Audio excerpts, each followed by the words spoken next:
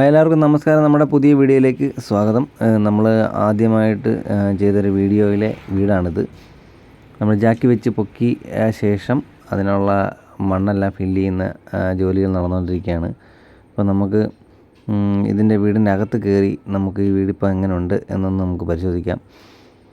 പലരും പല രീതിയിലുള്ള കമൻറ്റുകൾ കിട്ടുന്നുണ്ടായിരുന്നു. അപ്പം അതൊന്ന് സ്ഥിരീകരിക്കാൻ വേണ്ടിയാണ് നമ്മളിപ്പോൾ അകത്തേക്ക് കയറുന്നത്. അപ്പോൾ നമുക്കതിനകത്ത് കയറിയിട്ട് വീടിന് എന്തെങ്കിലും വിള്ളലോ അങ്ങനെ സംഭവങ്ങളോ വല്ല കേടുപാടുകളൊക്കെ ഉണ്ടോ എന്ന് നമുക്കൊന്ന് ചെക്ക് ചെയ്യാം. ഓക്കെ, അതായിട്ട് നമ്മൾ സിറ്റൗട്ടിലാണ് നിൽക്കുന്നത്. ആ തൂണിലേക്ക് അവർ വേറെ ജോയിൻറ്റ് അടിച്ചിട്ടും ഒന്നും വേറെ ഒരു പ്രശ്നങ്ങളും ഉണ്ടായിട്ടില്ല. ബീമൊക്കെ നല്ല സ്ട്രോങ് ആയിട്ട് തന്നെ ഇരിപ്പുണ്ട്. അപ്പോൾ അതിൻ്റെ ഭിത്തിയിലൊന്നും വേറെ പ്രശ്നങ്ങളോ ഒരു വിള്ളലുകളോ ഒന്നും ഉണ്ടായിട്ടില്ല. നേരത്തെ ഈ വീട് പൊക്കുന്നതിന് മുമ്പ് എങ്ങനെ ഇരുന്നോ അതുപോലെ തന്നെയാണ് ഇവിടെ ഇരിക്കുന്നത്. ജാക്കി വെച്ച് പൊക്കിക്കഴിഞ്ഞ് ശേഷമുള്ള മണ്ണ് നിറയ ഏകദേശം ഒരു 80% പൂർത്തിയായിട്ടുണ്ട്.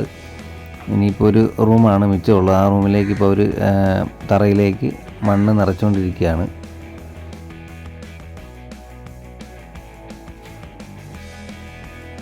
ഇതൊരു ബെഡ്റൂമാണ്. ആ റൂമിനകത്ത് തറയിലെല്ലാം മണ്ണ് നിറച്ചിട്ടുണ്ട്, ഏകദേശം ഫില്ലായിട്ടുണ്ട്.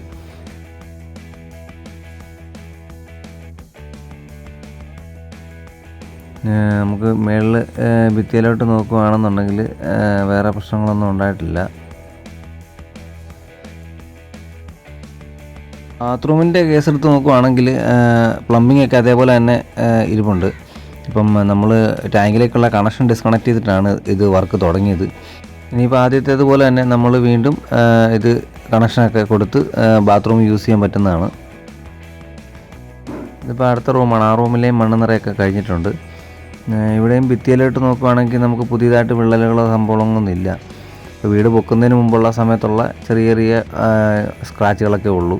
അല്ലാതെ പുതിയതായിട്ട് ഈ ജാക്കി പൊക്കിയത് മൂലം നമുക്ക് ഉണ്ടായിട്ടുള്ള വിള്ളലുകളൊന്നും ഈ ഭിത്തിയിലൊന്നും കാണാനില്ല. ഇനിയിപ്പം മണ്ണ് നിറ കഴിഞ്ഞാൽ ഉടനെ നമുക്ക് ഫ്ലോറിങ് വർക്കൊക്കെ തുടങ്ങണം. കോൺക്രീറ്റ് ചെയ്യുക, പിന്നെ ടൈലിടുക, അങ്ങനത്തെ കാര്യങ്ങളെല്ലാം ഇനി കിടക്കുന്നുണ്ട്. അതെല്ലാം ഈ വീടിൻ്റെ ഓണേഴ്സിൻ്റെ കയ്യിലുള്ള കാര്യങ്ങളാണ്. അപ്പം ഈ എഗ്രിമെൻ്റ് പ്രകാരം ഈ ജാക്കി വെച്ച് പൊക്കി കൊടുക്കുക എന്നുള്ളത് മാത്രമായിരുന്നു ആ കമ്പനിയുടെ ആയിട്ടുള്ള എഗ്രിമെൻറ്റ്. ഇതിപ്പോൾ കിച്ചണാണ്. കിച്ചണിലും തറയിലും മണ്ണെല്ലാം നിറച്ച് ഫില്ല് ചെയ്തിട്ടുണ്ട്. ഇപ്പോൾ ഇവിടെയും ഭിത്തിയിലൊക്കെ നോക്കുകയാണെങ്കിൽ വേറെ പ്രശ്നങ്ങളൊന്നും ഉണ്ടായിട്ടില്ല. പഴയ പോലെ തന്നെ, ആദ്യത്തേതുപോലെ തന്നെ ഇവിടെയും അങ്ങനെ തന്നെ ഭിത്തിയുണ്ട്. അത് ജാക്കി വെച്ച് പൊക്കുന്നതിന് മുമ്പുള്ള രീതിയിൽ തന്നെ ഇവിടെയും ഭിത്തിയെല്ലാം കറക്റ്റായിട്ട് ഇരിപ്പുണ്ട്. വേറെ പ്രശ്നങ്ങളൊന്നുമില്ല. വീടിന് വെളിയിലേക്ക് നമുക്ക് നോക്കുകയാണെങ്കിൽ നല്ല രീതിയിൽ തന്നെ നമുക്ക് പൊങ്ങിയതായിട്ട് കാണാൻ പറ്റും. ഇവിടെയെല്ലാം നല്ല രീതിയിൽ മണ്ണ് വേറെ അടിച്ചിട്ടുണ്ട്. വീടിൻ്റെ ബാക്ക് സൈഡിലോട്ട് നമുക്ക് നോക്കുകയാണെങ്കിൽ അവിടെ മണ്ണ് അടിച്ച് വരുന്നതേ ഉള്ളൂ. ഇപ്പോൾ അവിടെ ഒരു ബാത്റൂമിൻ്റെ പഴയ ടാങ്ക് മാറ്റി അവർ പുതിയ ടാങ്ക് കല്ലുകൊണ്ട് കെട്ടിയിട്ടൊക്കെ ഉണ്ട്. അത്രയും പൊക്കത്തി ടാങ്ക് പൊങ്ങി വന്നിട്ടുണ്ട്.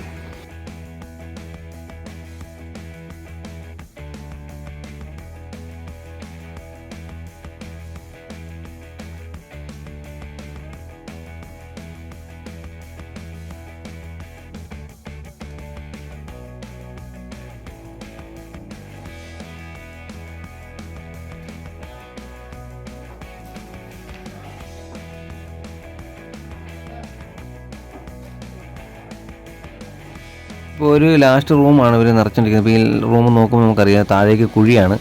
അതായത് ഈ തറ പൊളിച്ചിട്ടില്ലായിരുന്നു. ഏറ്റവും അവസാനമാണ് ഈ തറ പൊളിച്ചത്. അതായത് ഇവിടുത്തെ വർക്ക് ചെയ്തുകൊണ്ടിരിക്കുമ്പോൾ തന്നെ നമ്മുടെ ഇവിടുത്തെ തൊഴിലാളികൾ ഇവിടെയാണ് കിടന്നുകൊണ്ടിരുന്നത്. അതായത് കസ്റ്റമർക്ക് ഒരു വിശ്വാസം വരാൻ വേണ്ടി അവർ അത്രയ്ക്ക് ഉറപ്പ് ഉണ്ടെന്നുള്ള വിശ്വാസത്തോടു കൂടി അവർ അവിടെ താമസിക്കുകയാണ് ഉണ്ടായത്. അപ്പോൾ ആ തറ അതുകൊണ്ടാണ് ലാസ്റ്റ് പൊളിച്ച് ഇപ്പം മണ്ണ് അകത്തേക്ക് നിറച്ചുകൊണ്ടിരിക്കുന്നത്.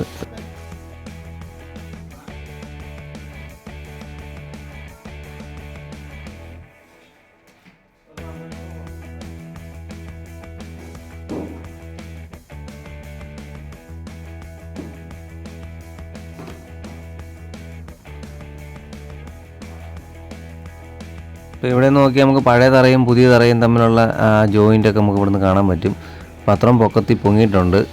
അപ്പോൾ ഇവിടെയെല്ലാം ഇനി മണ്ണെല്ലാം വന്നു കഴിയുമ്പോഴത്തേക്കും ഇവിടുത്തെ വെള്ളപ്രശ്നമെല്ലാം മാറും. ഇവർക്ക് വെള്ളപ്പൊക്കം അത്രയ്ക്ക് ബാധിക്കത്തില്ല. ഈ വീട് പൊക്കിയത് മൂലം ഇവർക്ക് എന്ത് ഗുണമുണ്ടായെന്ന് നമുക്ക് ഇനിയിപ്പോൾ അടുത്ത ഒരു വെള്ളപ്പൊക്കത്തിൽ വീഡിയോ എടുത്ത് ഞാൻ കാണിക്കുന്നതായിരിക്കും.